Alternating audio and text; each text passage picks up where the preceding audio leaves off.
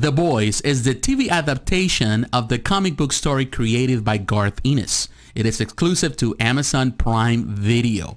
Now, I gotta be honest with you, I kind of procrastinated to review this show. I procrastinated just to watch it because I've never been a big fan of Garth Ennis books. I found them overrated and sometimes vulgar in the way he writes things.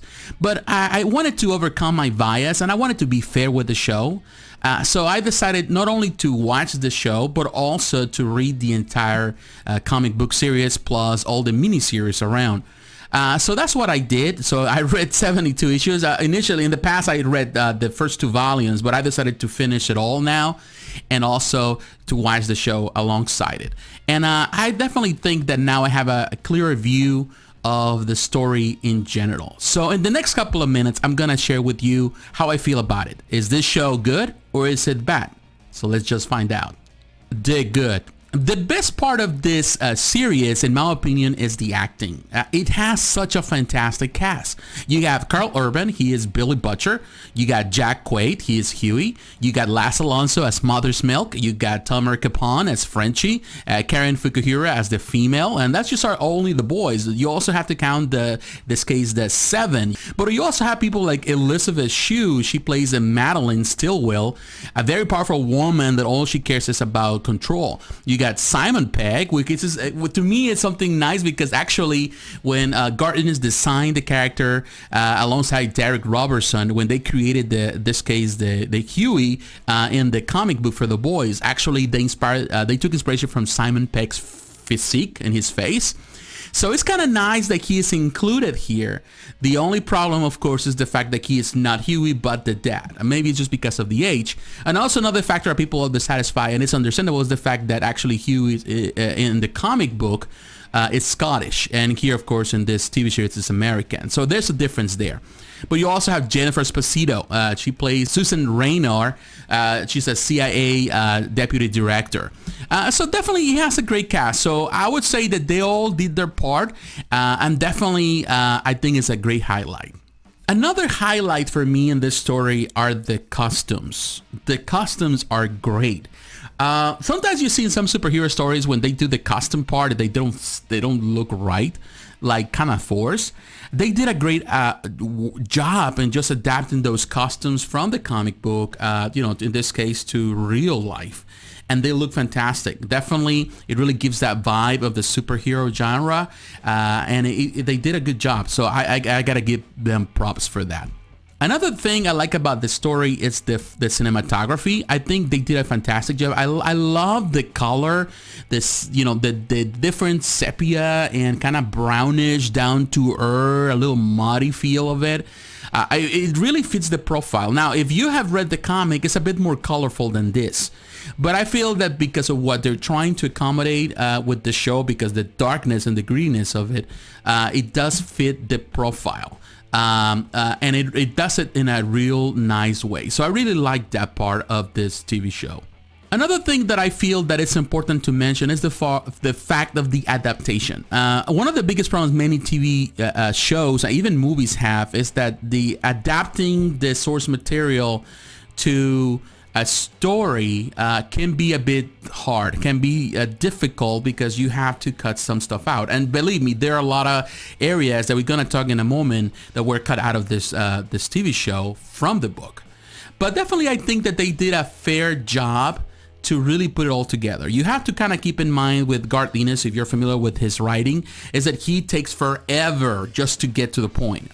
He goes through so many different issues to get to that. Just The Boys is a 72 long run, so 22 issues. Plus, you got Highland Laddie, you got Butcher, Baker, Cattle Stick Maker. You have other runs that went alongside it just to kind of give some amplitude and to give some deepness to the story, to kind of explain some things. So here, they managed to do a lot in only 8 episodes. Each episode is an hour long, and which is they did a good job. They put a lot of stuff. Not only that, they added some stuff that it gives more depth to some of these characters that is not in the book. So in that part, I would say that the production company did a fantastic job. The bad. Now it's time to talk about the bad. Oh boy, I'm going to tear this one apart. The reason I dislike The Boys, it goes back to the fact that I dislike Garth Ennis' writing. I've never been a fan of his writing, and this story, although it is taking a lot of, really, it's kind of following the blueprint presented by Garth in the book, in The Boys, I feel that it also has some of those aspects of Garth Ennis' writing that are probably the least important in the book. The attack of religion, which they made a big emphasis on it, particularly on, I would say, episode number 5, which is technically tearing all Christians apart. I'm not saying that Garth Ennis hasn't expressed in the past his disbelief of God, and he hasn't expressed his disbelief of Christianity or religion. But I feel that this show kind of ample in those areas more than any other aspects of, in reality, what Garth Ennis' message was in The Boys, which was I would say, disdain for superheroes genre and the industry of comics in general. That's what technically The Boys is. It's not that he's hating on people that don't like same-sex marriage, people are more, I would say, conservative in their values, or Christians. It's more about that he dislikes the American way or the American belief on heroes, because that's something that he has always been expressive in all his books. From the moment that he used The Punisher kills the Marvel universe, things like that, he has always expressed that antagonist view of American way to love superheroes, although he loves Superman for some reason. So I feel that I don't know. It is really, I feel that they really gaze on those areas that I would say that are there, and they just amp them even more. And they added some stuff that was not even part in the book. And just to give more, I would say, more weight to their own personal claims. In this case, whoever the person that produces the show, and the studio, and the directors. Another thing that I wasn't crazy about the show, I would say, is part of the timing. It takes a little bit of time to kind of gain momentum. But of course, you have, going back to the adaptation part, they have to kind of take inspiration from the book. And there's not much action in the book. There's a lot of blood, and there's a lot of gore, and definitely they adapted that into the show, but not necessarily as much action. And I feel that a lot of people were into this show. A lot of people have gone into the show thinking, oh, the superheroes, they're thinking about superheroes, and there's going to be a lot of fighting and stuff like that. It's not the case. Garth Ennis takes a while to rather build things up, just to get to that. And of course, the adaptation in the show is the same. It plays the same way. You're not going to see so many fights. You're not going to see superheroes doing superhero stuff. You're going to see a deconstruction of superheroes first and foremost, and this is very prevalent here. So I feel that in that sense, there is time. It can be a bit boring, so it takes a little bit of time to feel like, okay, it's getting to a place where I understand where they're going, but at the same time, it's predictable. There's a predictable plot, and I feel that you already know from the get-go where is it going. Even though at the end they kind of changed some things out, which a lot of people got disappointed because they also changed the way the story's heading. Just started to give you kind of like I would say a red herring, but not necessarily in the right direction. So that's something that I'm really disappointed with. In conclusion, what can I say? I'm telling you this. I'm going too deep into this. I'm not a fan of this show, and it has nothing to do with the show, I would say, because I think they did a fair job in adapting. And matter of fact, they did some things better than in the book. They took some of the stuff that I felt that was too vulgar in the book, and also they add more depth to some of the characters, like A-Train, like the Deep, that it's not in the book. So on that sense, it's good. But make no mistake, there are a couple of things that I dislike about this. Is the fact that he tried to humanize some of the boys. Now, if you have read the book, you realize that there's no good people in the book. No one is good. Not even Huey, not even Annie. They have their issues. They are just following whatever they feel they need to do in order to get where they need to go. At the end, they are the protagonists there, and they're the best people among. Everybody's crazy. Even the boys are crazy. All the members of the boys, they also have power. They're not just depower. Something that this show did is that depower them. They have power. They're just being sanctioned by the CIA, by the government, to put a stop, to heroes at all costs, whatever comes, whether it's killing heroes, whether it's doing whatever needs to be done to shut down heroes. But no one is good. Everyone is bad. even Mother's Milk, Frenchie, the female, they're all killers, and that's all they care about. They all have personal issues. Butcher is definitely a crazy psychopath. And of course, he is kind of like a psychopath in the show. But also the show tries to give him some, I would say, humanistic traits. Like they kind of like give them a more likable persona, when in reality they're not really as likable in the book. So I felt that it changes some of the aspects, but even though he did improve in some areas, I felt that also it wasn't as good in others. So it's kind of like 50-50. I feel that sometimes the book is better and sometimes the show is better.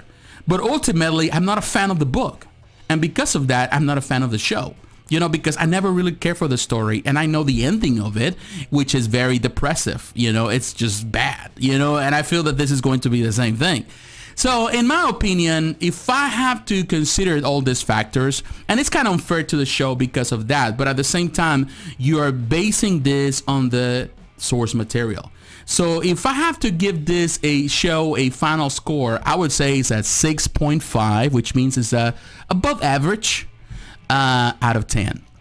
Why? In my opinion, for me, the book is a 5 or 6. When the book is, you would say it's mediocre. 5 is mediocre for me. 6 is average. But it is not an average book. There's not many books. There's not many writers like Garth Ennis. Even though I dislike the guy, not many writers dare to do what he does and write the things he writes.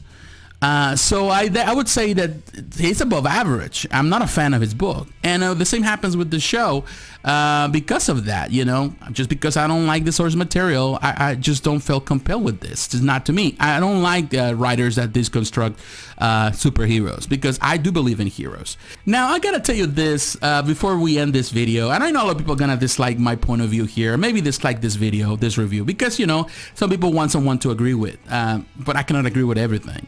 The problem that I have always with Garth Ennis is his main concept in a lot of his books is that power corrupts people. That's something that he presents a lot in all his stories. And the same happens with The Boys, and the same happens with the show. But to me, power does not corrupt people. People corrupt power. And I feel that that's the difference, and it goes back to the fact of hero stories, like, with great power comes great responsibility. I feel that power is there for us to use or misuse. And I feel that The Boys is not really, I would say, presenting the case of it. It's just presenting the case, the opposite. That in a way, superheroes are bad, and the idea of superheroes are bad, that we don't need them. And I do believe that we all need heroes. So to me, my dislike of the show has nothing to do with the show or the quality of the show. It has to do with the message in the end. And I feel that's the reason why I would not recommend it to anyone. Now, if you are a person that have no problem with this type of shows and you like this, you're gonna enjoy it. I know that you will. But if you have a difficulty, I would say, digesting this type of stories, if you have also, personal beliefs, that you're a Christian, make no mistake, and beware, you're going to feel insulted at some point, because they're going to attack it. Particularly in episode 5, like I mentioned before, you're going to be attacked, or your beliefs are going to be attacked.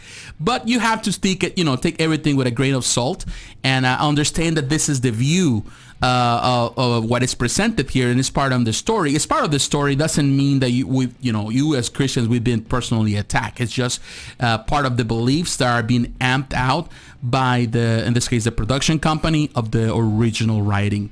But that's just my opinion. What do you think? Do you like the show? Are you watching it? Are you planning to watch it? Do you dislike it? Let me know how you feel. I would like to have a respectful conversation with you in regards to it. I personally didn't like it. Doesn't mean that other people are going not to like it.